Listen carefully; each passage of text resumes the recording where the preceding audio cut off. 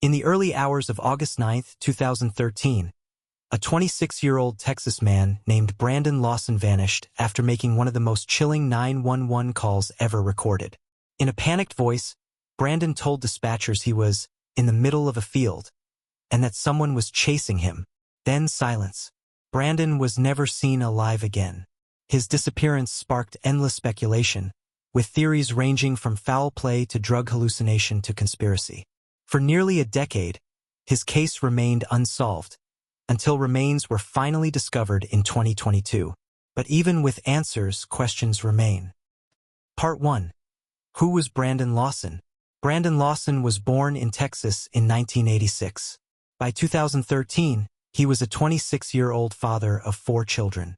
He lived with his longtime girlfriend, Ladessa Lofton, in San Angelo, Texas. Friends described Brandon as a hardworking family man, but also someone who struggled with substance use, particularly methamphetamine.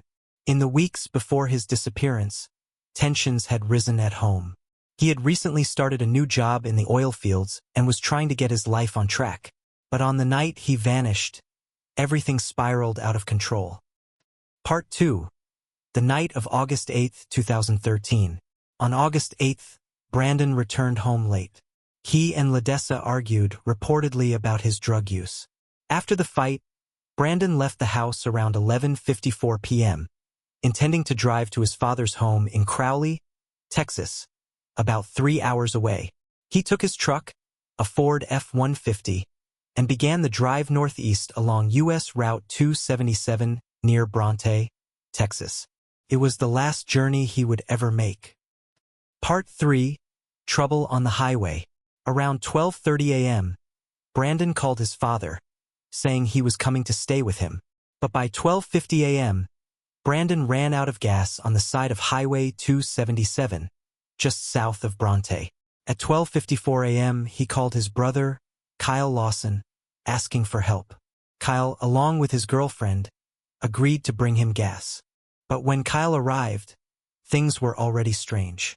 Brandon wasn't at his truck. And before this moment, he had made a chilling 911 call. Part 4. The 911 call.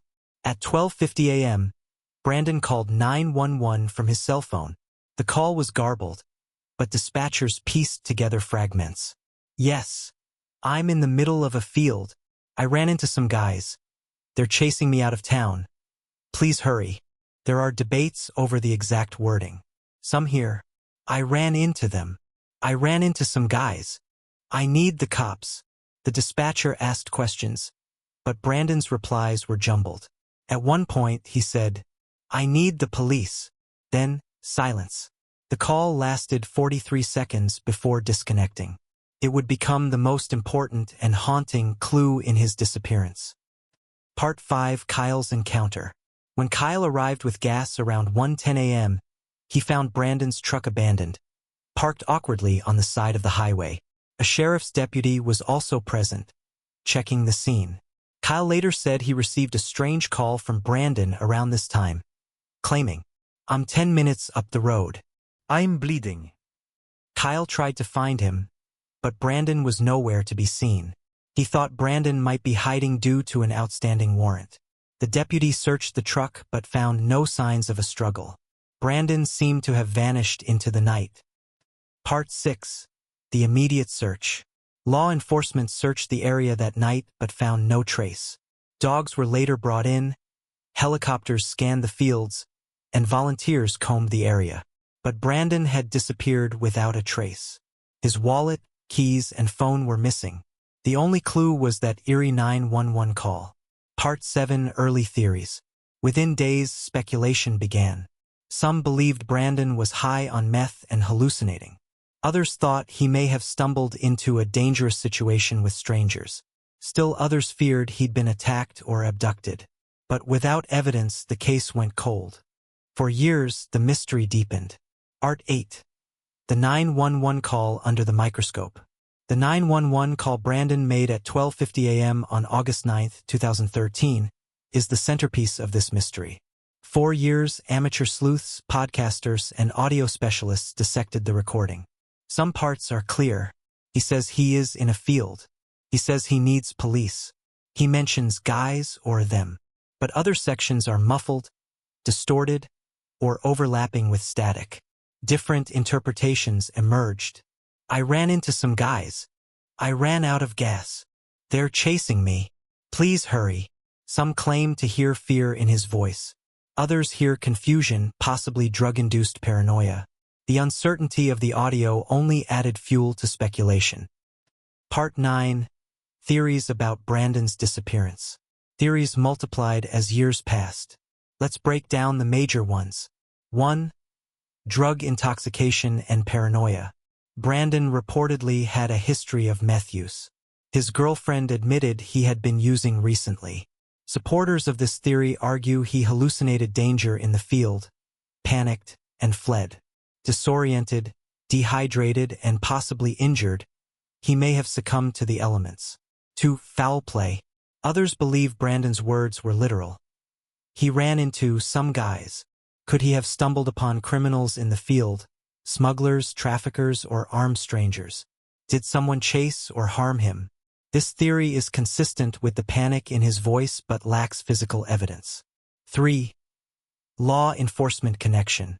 A more conspiratorial theory suggests Brandon encountered someone impersonating police or corrupt officers. His repeated requests for the cops raised suspicion. However, no official evidence supports this. 4. Accident in the terrain. West Texas is rugged fields, rivers, cacti, snakes. Brandon may have injured himself in the dark. Without immediate medical help, he could have collapsed in brush too dense to search. 5. Voluntary disappearance. A few have suggested Brandon staged his disappearance due to legal troubles. He had an active warrant. But his abandoned truck, the 911 call, and later discovery of his remains disprove this. Part 10. The search efforts. In the days after, family and volunteers scoured the area. Dogs were brought in. Helicopters searched overhead. Deputies canvassed miles of land. But Texas terrain is brutal. High heat, rattlesnakes, mesquite, and dense brush made searching dangerous. The case quickly went cold. For nearly a decade, the Lawson family lived with unanswered questions. Part 11. The Internet Sleuths. Brandon's case became a staple in the true crime community. Podcasts like The Vanished and Crawlspace dissected the 911 call.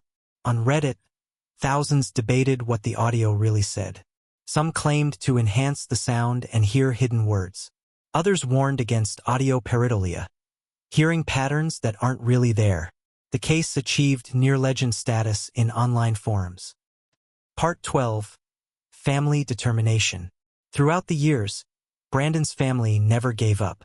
His brother Kyle frequently spoke out, clarifying rumors. He admitted Brandon struggled with drugs but insisted foul play couldn't be ruled out. His girlfriend Ladessa faced harsh criticism online, with strangers accusing her of hiding the truth.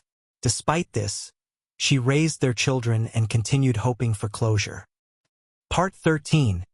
Breakthrough in 2022. For almost 9 years, there were no answers. Then, in February 2022, a search team made a discovery. Human remains were found in a field less than a mile from where Brandon's truck had been abandoned. Nearby were clothes consistent with what Brandon wore that night. DNA tests confirmed the remains were Brandon Lawson. The case shifted from missing person to found deceased. Part 14. What really happened? The discovery brought answers, but not the full truth. The exact cause of death was unclear due to decomposition. No signs of homicide were immediately reported. Most investigators now believe Brandon succumbed to the environment, likely disoriented from meth use, possibly injured, lost in the brush. But others point out, why the panic in the 911 call? Who were the guys he mentioned?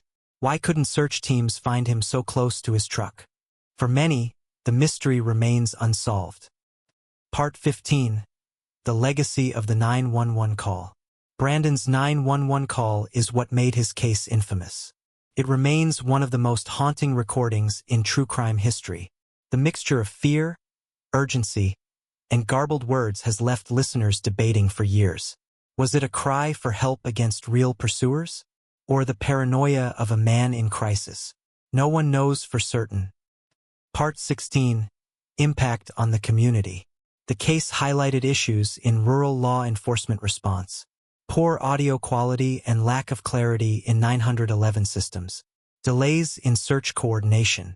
Challenges of covering vast terrain. It also shed light on the dangers of addiction and the devastating ripple effect on families. Part 17. Media and popular culture. Brandon's case inspired documentaries, podcast episodes, countless YouTube breakdowns of the 911 call. It stands as a modern urban legend, a true crime story with a voice recording that refuses to let the mystery die. Conclusion.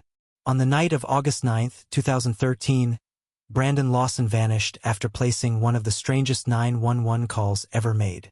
For nearly a decade, his family and the world speculated about what happened in those Texas fields. In 2022, his remains were found, bringing partial closure. But questions linger. Who were the guys? Was Brandon hallucinating or truly being chased? Could his death have been prevented? The strange case of Brandon Lawson reminds us that sometimes even when a mystery is solved, the truth remains out of reach.